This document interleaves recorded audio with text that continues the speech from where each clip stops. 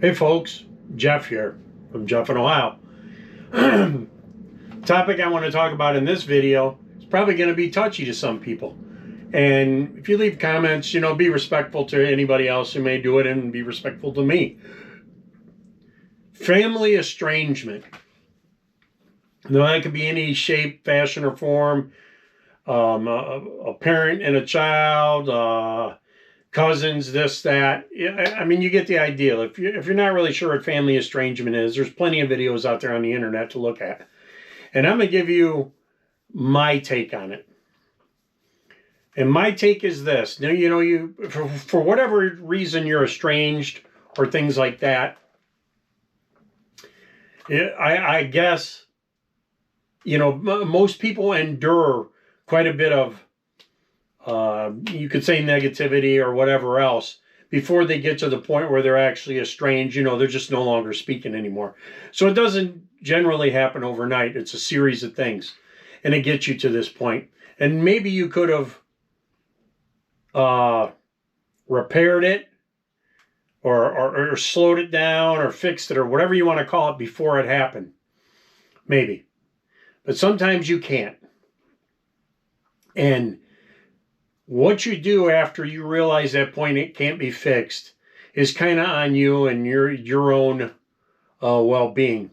You can drag on through however many years or months or whatever it might be with a bunch of what-ifs in your brain. Could I have done this? Why did they not do that? Or you could just move on and eliminate that person from your life. Granted, it's not that easy, but you could work your way into that day by day, step by step, and you could eliminate them. You wouldn't even talk about it. So, let's say it's you with a parent, and people ask you about your parents or something in just general conversation. You could say something like, I lost my parents a number of years ago. And people would assume that's death or something like that. And they would usually drop the subject. But that would be a way to get out of it. And it does bring some closure. A parent and a child. Let's say you raise the child or you do whatever. You try to do the best you can. And the child just goes down the worst path you could possibly go down.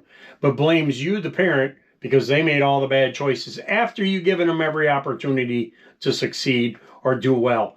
They make bad choices. They continue to make them into adulthood. And, a lot of people do that, but they blame you, the parent.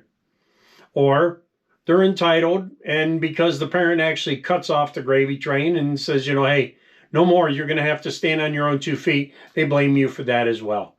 And then they run around and they badmouth you all over the internet. And parents do that too, but in most cases, parents just stop or whatever. I think parents just stop and say, you know what? You want to run your mouth, life's going to catch up to you. But when it does, and it will catch up to them, you're going to be left all alone. You will be by yourself. So I think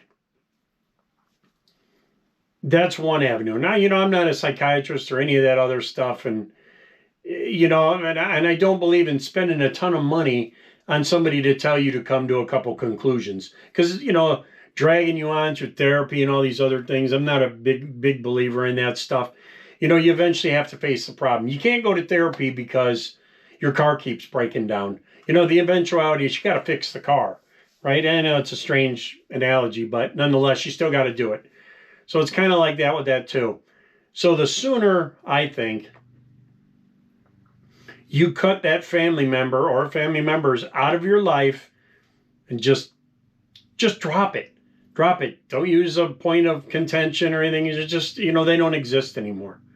When somebody asks, like I said, somebody asks about that part of your life, they're gone. I lost them years ago. Nobody usually comments any further. They don't press you for details. So, and that to me would ease a lot of, I guess, suffering or hardship or heartache or whatever you want to call it. Now, how does that go when you go into retirement? Like I said, it's kind of a pre-retirement channel. Now, if you've gotten rid of all those hang-ups going into retirement, think of it this way, it's kind of a new thing. It's a new slate. You can go forward without the hang-ups. You know, you do whatever you want in retirement. You don't got to worry about any of that stuff. You know, well, this parent or that kid or something starts showing back up in my retirement and start playing all the same games they played earlier. So I think for many of us, and this is probably, you know, people are going to be pissed or whatever. They're going to say, oh, how do you do that? Well, you know, you have to, it's not an overnight thing. You gradually work yourself into this. You kind of wean yourself off this crap. And eventually you can just push them out of your life and move on. You know, with a kid, you could say something like, somebody asks, hey, you know, maybe it doesn't really know you. You say, well, you have kids? No, I don't have any. That's it. There's no need to go any further. And if they ever were to find out later on, then you could explain it, but you don't have to. You know, like I said with the parents thing. You know, no, I lost my parents years ago.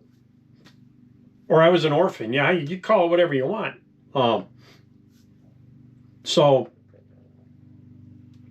that being said, going into retirement, it's just kind of one more thing off your plate. Those crazy family hang-ups. You know,